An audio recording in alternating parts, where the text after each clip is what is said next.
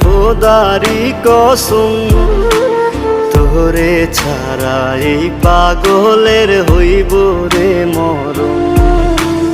যখন ভালোবাসলি আমায় ভাবলি না তখন, শ্যামলা নাকি কালো আমি ভাবিস তুই এখন। হায়রে শ্যামলা নাকি কালো আমি ভাবিস তুই এখন। হায়রে শ্যামলা